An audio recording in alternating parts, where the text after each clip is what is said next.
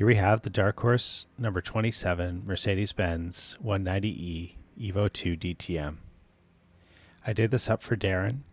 Darren, thanks for stopping by. You've been checking out the videos and leaving comments, so I appreciate that a lot. I asked you in the Sim Racers Arms Discord server what were some of your favorite vehicles to drive in AMS2. I know that was a bit of a tricky question. So you came back with that you liked Porsche and this particular DTM Mercedes here. Since I'd already done some Porsche designs recently, I wanted to switch it up and try something new. So I downloaded this template and gave it a shot.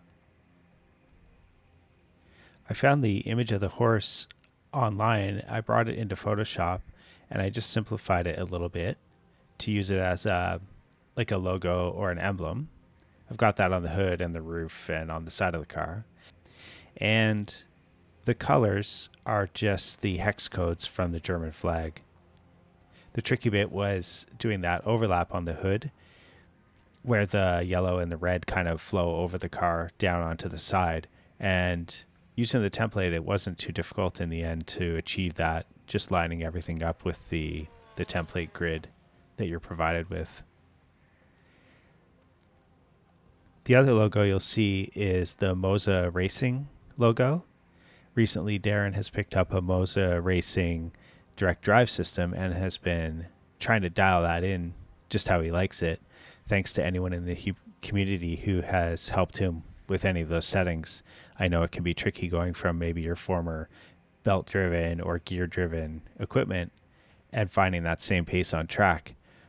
But I'm sure with time, Darren's going to love it. The sense of force feedback from a direct drive is just a higher fidelity, and I'm sure he'll get it dialed into where he's really enjoying it. So let's go head out on track with the car. We're going to do a 105% race against the AI at Spielberg, and let's just go see how it looks. And here we are at Spielberg. We're starting 7th. A little bit of wheel spin. And we're off. The overall goal I had with the design was to have it blend in with the rest of the vehicles from that era that would have run in that series.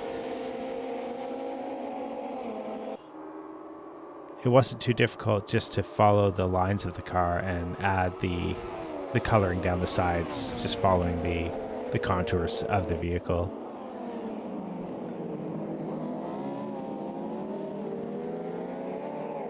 One thing I noticed as I was looking at this on the video and on the replay is that I don't have the Mercedes logo showing up very well on the trunk of the car. So I'll try to bring that into Photoshop again and see if I can maybe add whatever layers needed to have the emblem show up properly.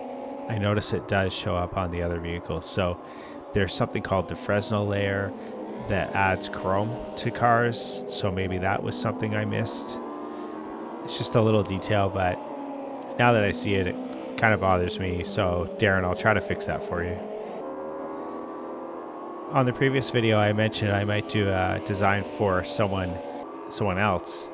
I didn't mention who it was, but I didn't hear back from them about whether it would be okay to use their likeness or logos on a vehicle and then make a video from it. So I just want to be careful there. I don't step on any toes. And Darren, I hope you don't mind. I took some liberties here with yours.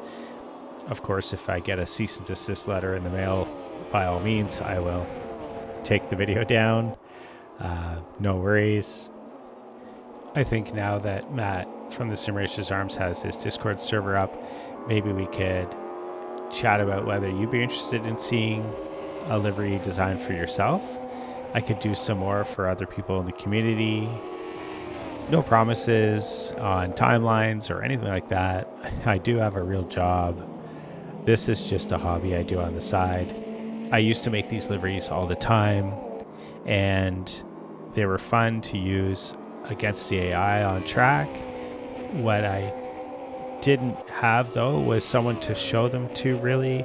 My wife kind of got sick of looking at them basically. So now that I've met a few more actual sim racers out there, and we can sort of get together and chat about it on somewhere like Discord, you know, it's fun. I can create these and then have somewhere to show them off a little bit and chat with other people who might be designing liveries. Let me know if you've given it a shot with Photoshop, or what software you've been using. In making these videos, I've been learning a little bit about Adobe Premiere. It's a crazy bit of software. There's so much to learn with that too. And it's just fun, a fun little hobby to put these videos together and share them with you. So there we have it, the Darkhorse number 27 DTM Mercedes. It was a lot of fun. I hope Darren enjoys it and he can get it out on track and installed. So until the next one, have a good rest of your day, and we'll talk soon.